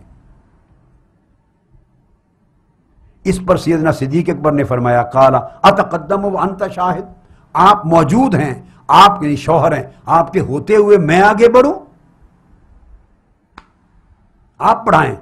مولا علی شیر خدا نے دوبارہ کہا قال نعم فتقدم فواللہ لا یصلی علیہا غیرک. اے ابو بکر صدیق آپ کے سوا خدا کی قسم کوئی نماز جنازہ فاطمہ کا نہیں پڑھائے گا، خلیفہ رسول ہیں، آپ ہی پڑھائیں گے. یہ قسم کھا کے مولا علی شیر خدا نے کہا فواللہ لا یصلی علیہا غیرک. اے ابو بکر صدیق خدا کی قسم آپ کے سوا کوئی اور شخص جنازہ نہیں پڑھائے گا. فتقدم ابو بکر فصلی علیہا فدفنت لیلا. پھر آپ آگے بڑھے، سیدنا صدیق اکبر نے نماز جنازہ کی امامت کرائی اور رات کو آپ کی تدفین کی گئی. اور ابو بکر صدیق نے وصلی ابو بکر علی فاطمہ فکبر علیہا اربع. دوسری روایت ہے آپ نے نماز جنازہ میں 4 تکبیریں پڑھائیں. یہ بھی آپ کے سامنے آ گیا پورا حوالہ. اور یہ جو روایت آپ کو بیان کی اس کی سند بھی سن لیجئے. ایک اور سیدنا صدیق اکبر کا ہونا اور مولا علی شیر خدا کا قسم کھا کے کہنا کہ ابو بکر صدیق خدا کی قسم کوئی اور جنازہ نہیں پڑھائے گا سوائے آپ کے، سو آپ نے نماز جنازہ پڑھایا. اس کو روایت کیا ہے امام زین العابدین نے. سن لیں کیا قصے اور تماشے بنا رکھے ہیں لوگوں کو گمراہ کرنے کے. پیٹ کے دھندے ہیں، کاروبار اور تجارت بنا رکھا ہے دین کو، اور فتنہ فساد. علامہ نے کہا تھا دین ملا فی سبیل اللہ فساد. میرے اہل تشیع بیٹوں بیٹیوں بھائیوں عزیزان ملت غور سے سنیں اور فرق دیکھیں کہ دین کی عظمت کس تصور میں ہے، آقا علیہ السلام کی حرمت کس تصور میں ہے، حضور کی تربیت و صحبت کا فیض کس طرف نظر آتا ہے. اور حقائق اہل تشیع کی ائمہ اطہار اہل بیت اہل سنت کی کل کتب کے معتمد اور مستند اور ثقہ روایتیں جہاں اکٹھی مل جاتی ہیں اسے مانا جائے، یہ متفرق ڈھنڈورے جو پیٹے گئے اس کو مانا جائے. امام زین العابدین نے روایت کیا عن علی بن الحسین رضی اللہ تعالی عنہ. الریاض الندرہ بھی اٹھا کے دیکھی محب تبری میں. قال ماتت فاطمہ بین المغرب والعشاء. سیدنا امام زین العابدین نے فرمایا حضرت سیدہ کائنات رضی اللہ تعالی عنہ کا وصال مغرب اور عشاء کے درمیان ہوا. فحاضرھا ابو بکر و عمر و عثمان و زبیر و عبد الرحمن بن عوف. جو ہی آپ کا وصال ہوا ایک لمحے میں ابو بکر صدیق بھی حاضر ہو گئے، عمر حاضر ہو گئے، عثمان پہنچ گئے، حضرت زبیر بن العوام پہنچ گئے، عبد الرحمن بن عوف پہنچ گئے. اور جب جنازہ کے لیے آپ کا چارپائی مبارک رکھی گئی قال علی رضی اللہ تقدم یا ابا بکر. یہ امام زین العابدین فرما رہے ہیں. اگلا حوالہ دے رہا ہوں محب تبری کا کہ اے صدیق اکبر آپ آگے بڑھیے، جنازہ پڑھائیے. قال وانت شاہد یا ابا الحسن. اے ابو الحسن، اے علی شیر خدا آپ خود موجود ہیں تب بھی میں بڑھ کے جنازہ پڑھاؤں؟ آپ کیوں نہیں پڑھاتے؟ قال نعم تقدم فواللہ لا یصلی علی غیرک، خدا کی قسم ابو بکر صدیق آپ کے سوا کوئی اور جنازہ نہیں پڑھائے گا۔ تب فتقدم ابو بکر فصلی علیہا ودفنت لیلا، تب سیدنا صدیق اکبر آگے بڑھے اور آپ نے جنازہ پڑھایا۔ یہ وہ حوالہ تھا۔ اب بہت بڑی معتبر تاریخ کی کتاب حافظ ابن کثیر کی البدایہ والنہایہ، اور وہ روایت کرتے ہیں امام ابن کثیر امام ابن عساکر سے، اور امام ابن عساکر وہ پوری سند کے ساتھ من طریق شیبان بن فروخ عن محمد بن زیاد عن میمون بن مہران عن عبداللہ ابن عباس، یہ بھی اہل بیت کی روایت ہے۔ عبداللہ ابن عباس رضی اللہ تعالیٰ عنہ نے روایت کیا، انہوں نے کہا کہ رسول اللہ صلی اللہ علیہ وآلہ وسلم نے ارشاد فرمایا کہ جب آدم علیہ السلام کی وفات ہوئی تو ملائکہ نے ان پر 4 تکبیریں پڑھی تھی۔ یہ ان کا واقعہ بیان کر کے اور پھر وہ سنت صدیق اکبر بیان کرتے ہیں، اور وہ کہتے ہیں وَكَبَّرَ ابو بکر علی فاطمہ اربعاً، اور جب ابو بکر صدیق نے سیدہ فاطمہ زہرا کی نماز جنازہ پڑھائی آپ نے بھی 4 ہی تکبیریں پڑھی۔ وَكَبَّرَ عمر علی ابی بکر اربعاً، عمر فاروق نے بھی ابو بکر پر 4 تکبیریں پڑھی تھیں، اور صہیب نے بھی حضرت عمر پر 4 تکبیریں پڑھی تھیں، سارے جنازے گنوا دیے۔ وَكَبَّرَ ابو بکر علی فاطمہ اربعاً، صدیق اکبر نے سیدہ کائنات کا جنازہ پڑھایا 4 تکبیروں کے ساتھ۔ طبقات ابن سعد کا ریفرنس آپ سن چکے امام شابی کے حوالے سے جو میں نے دے دیا۔ اب ایک اور علامہ ابن جوزی المنتظم تاریخ اسلام کی عظیم کتاب اور اسماء الرجال کی لکھتے ہیں، جلد 4 صفحہ 96، امام شابی اور امام ابراہیم نخعی سے روایت کر کے فرماتے ہیں وصلی علیہا ابو بکر رضی اللہ تعالیٰ عنہ ودفنت لیلا۔ یہ سب صحابہ سب تابعین کے ہاں اتفاق اور اجماع ہے، اس پر اختلاف ہی نہیں تھا کہ ابو بکر صدیق نے جنازہ پڑھایا سیدہ کائنات کا اور رات کو تدفین کی گئی۔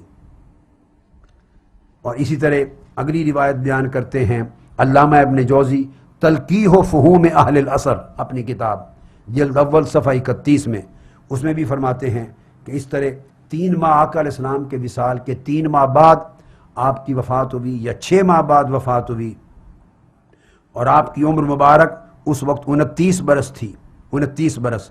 مولا علی شیر خدا نے آپ کو غسل دیا، اور ایک روایت ہے کہ انہوں نے ہی نماز جنازہ پڑھائی، اور دوسری روایت ہے کہ حضرت صدیق اکبر نے نماز جنازہ پڑھائی، اور ایک روایت میں حضرت عباس کا نماز جنازہ پڑھانا بھی آیا۔ یہ امام علامہ ابن جوزی نے اور روایت دی۔ پھر اس کے بعد علامہ ذہبی لسان المیزان میں بیان کرتے ہیں، جلد 5 صفحہ 240 اور حدیث رقم روایت نمبر 840، اس میں بیان کرتے ہیں سیدنا امام جعفر صادق کا قول، آپ سن لیجئے۔ وہ روایت امام زین العابدین کی تھی، امام سیدنا صدیق اکبر کا جنازہ پڑھانا۔ اب سیدنا امام جعفر الصادق علیہ السلام کی روایت دیتے ہیں علامہ ذہبی، وہ کہتے ہیں کہ سیدہ کائنات کا وصال رات کو ہوا، فجاء ابو بکر و عمر و عثمان و طلحہ، 4 صحابہ سید ابو بکر، حضرت عمر، عثمان، طلحہ سارے پہنچ گئے، اور فقال ابو بکر لعلی تقدم، سیدنا صدیق اکبر نے کہا نماز جنازہ کی صف میں کھڑے ہوئے کہ آپ آگے بڑھیے اور نماز جنازہ پڑھائیے۔ آپ تو کہتے ہیں کہ شرکت ہی نہیں کی جنازے میں اور شرکت کرنے نہیں دی گئی، تو یا حضرت علی شیر خدا نے پڑھایا ہے تو ان کو مولا علی شیر خدا کو سیدنا صدیق اکبر نے آگے کیا مصلی پر کہ آپ پڑھائیے، آپ شوہر ہیں، اور صدیق اکبر نے پڑھایا ہے اگر تو مولا علی شیر خدا نے قسم کھا کے کہا آپ کے سوا کوئی نہیں پڑھایا۔ اور اکثر روایات اور ارجح قول اقاویل میں سے وہ صدیق اکبر کے نماز جنازہ پڑھانے کے حق میں ہیں۔ محب طبری نے بھی ذخائر العقبہ فی مناقب ذوی القربہ میں روایت کیا، جلد اول صفحہ 54، اور وہ امام مالک بن انس ان سے روایت کرتے ہیں، امام اہل مدینہ۔ اب ان کی روایت وہ فرماتے ہیں صلی علیہا ابو بکر رضی اللہ تعالی عنہ۔ امام مالک کہتے ہیں کہ سیدہ کائنات، امام مالک سے بڑھ کر محقق اہل مدینہ کے احوال کا اور کون ہے، فرماتے ہیں ابو بکر صدیق نے جنازہ پڑھایا تھا رضی اللہ تعالیٰ عنہ۔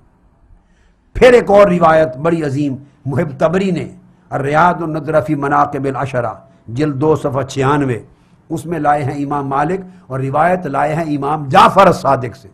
یہ تو کل ائمہ اطہار اہل بیت بتا رہے ہیں ابو بکر صدیق نے جنازہ پڑھایا، آپ کس راہ پہ چلے ہوئے ہیں؟ اور نوجوانوں کو کیا بہکا رہے ہیں یہ لوگ، کیا بتا رہے ہیں؟ اگر آپ کی کتابیں نہیں لکھتی تو اس کا جواب بڑا واضح ہے کہ جب خلفائے راشدین کو معاذ اللہ کافر کہنا شروع کر دیا، مرتد بنا دیا، غاصب بنا دیا، ظالم بنا دیا، تو آپ کی کتابیں اس طرف کیوں آئیں گی؟ وہ تو سارا افسانہ خراب ہو جاتا ہے۔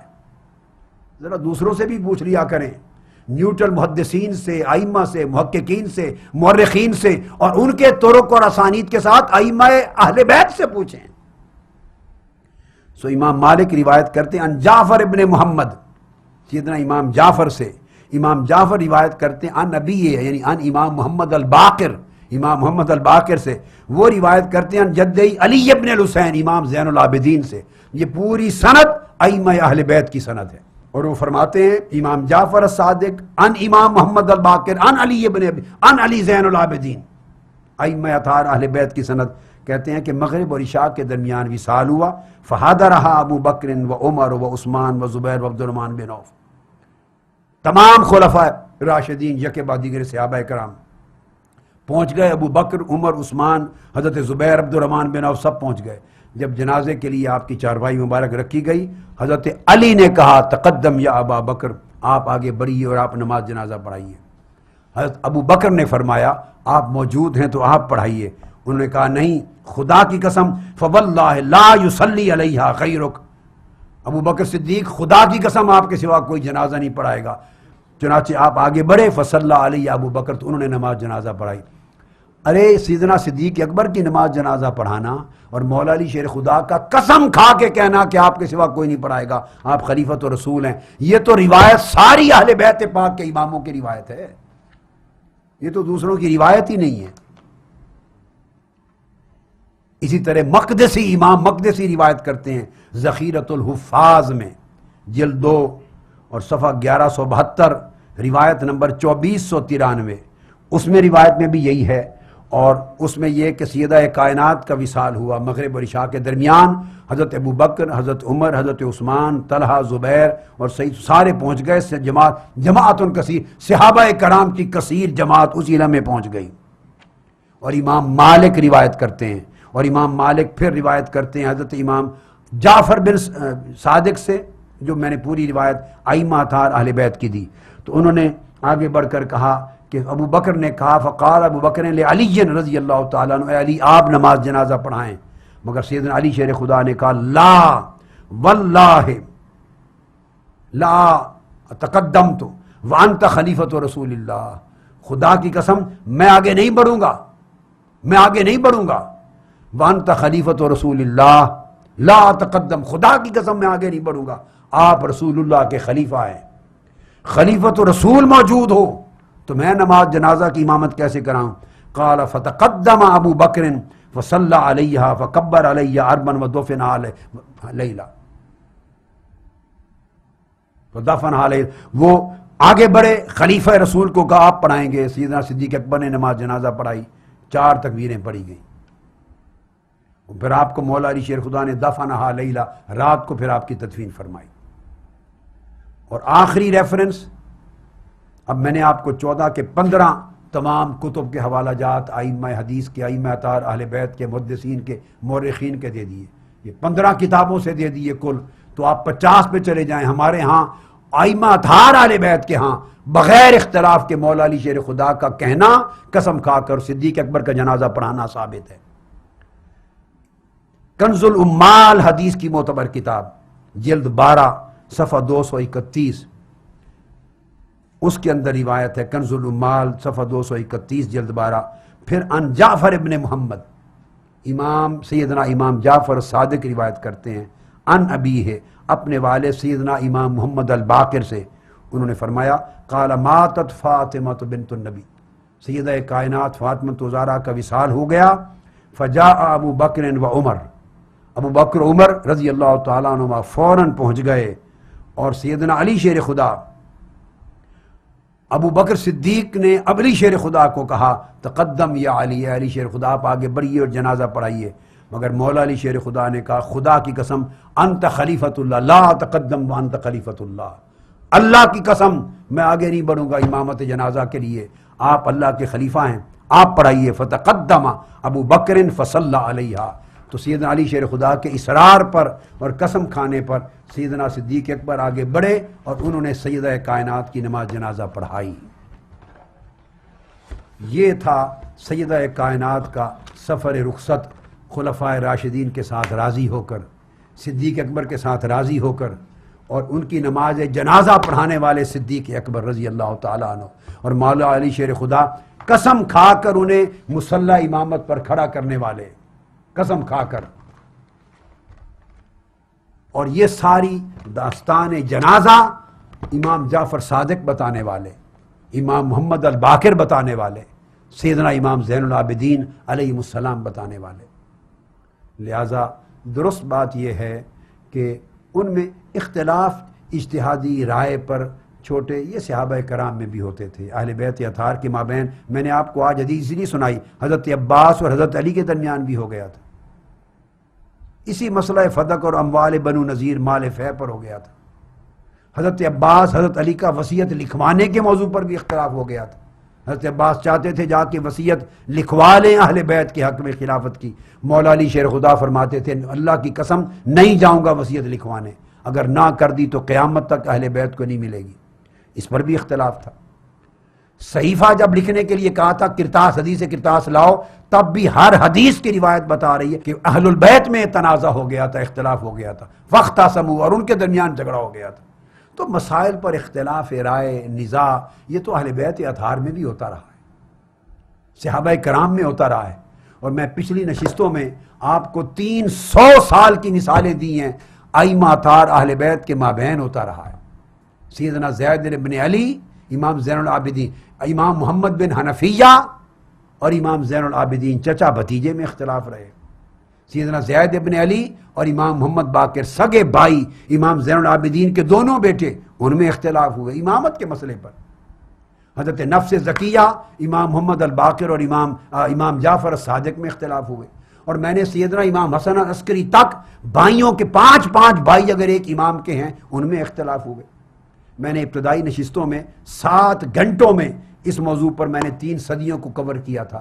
اختلاف علمی مسائل پر، فکری مسائل پر، مختلف چیزوں کی تعبیر و تشریح پر، اطلاق پر، یہ ہوتے رہتے ہیں، مگر اس کو اتنا طولانی کرنا، اتنا بڑھانا، اور خدا نہ خواہ تو اس کو کفر و ارتداد پر اور جبر و ظلم پر اور خدا جانے کہاں کہاں تک لے جانا، اس سے توبہ کرنی چاہیے۔ امت کی نوجوان نسلوں کے ایمان کے خنمن کو خدا را نہ جلاؤ۔ امت پہلے بڑی پریشان ہے، دہشت گردوں نے ایک انتہا کر رکھی ہے، قتل عام کر رکھا ہے، چن چن کے مار رہے ہیں، ایک قتل عام ادھر ہو رہا ہے، اسلام کی بدنامی ہر طرف ہے، نوجوان نسل اسلام سے بہک رہی ہے، حالات بڑے دیگرگوں ہیں۔ ادھر آپ خلفائے راشدین کو گالیاں دے رہے ہیں، صحابہ کرام کو مرتد منافق بنا رہے ہیں، صحابہ اور اہل بیت میں جنگ کروا رہے ہیں۔ امت کو، انسانیت کو کیا نقشہ حضور کی نبوت اور رسالت کا اور حضور کی تیار کی ہوئی جماعت کا کیا نقشہ کردار دکھانا چاہتے ہیں؟ ایسی باتوں کو رد کر دیں اور اس راستے پر آئیں جو راستہ قرآن، سنت رسول اور صحابہ کرام اور اہل بیت اطہار کے مابین موافقت، مودت اور محبت پر قائم ہے۔ اب انشاءاللہ تعالی کل کی نشست میں ایک آخری تہمت رہ گئی تھی کہ وہ سیدنا فاروق اعظم پر تہمت کہ وہ بیعت کا مسئلہ تو حل ہو گیا کہ مولا علی شیر خدا نے خوشی سے بیعت کر لی، مشیر ہو گئے، مگر ایک واقعہ اس طرح جھوٹا منسوب ہے کہ سیدہ کائنات کے گھر پر گئے معاذ اللہ اور آگ لگا دی اور گھر توڑے، اور استغفر اللہ العظیم حضرت محسن ان کے بطن مبارک میں تھے تو اسقاط ہو گیا، گر گئے۔ اس طرح کی ایک عجیب افسانہ بنا رکھا ہے، ایک قیامت بپا کر رکھی ہے، تہمت، الزام، جھوٹ اور کذب، اسی طرح کا جیسے پہلے کی چیزیں میں نے عرض کی۔ کل کی نشست میں انشاءاللہ اس موضوع پر گفتگو کروں گا، اور 1-2 اسانید کی سندوں کی باتیں اور ہیں ریلیونٹ کر کے، تو کل کی نشست کے ساتھ یہ سلسلہ گفتگو انشاءاللہ مکمل ہو جائے گا۔ وما علینا الا البلاغ۔ ثم الرضا عن أبي بكر وعن عمر، ثم الرضا عن أبي بكر وعن عمر، ثم الرضا عن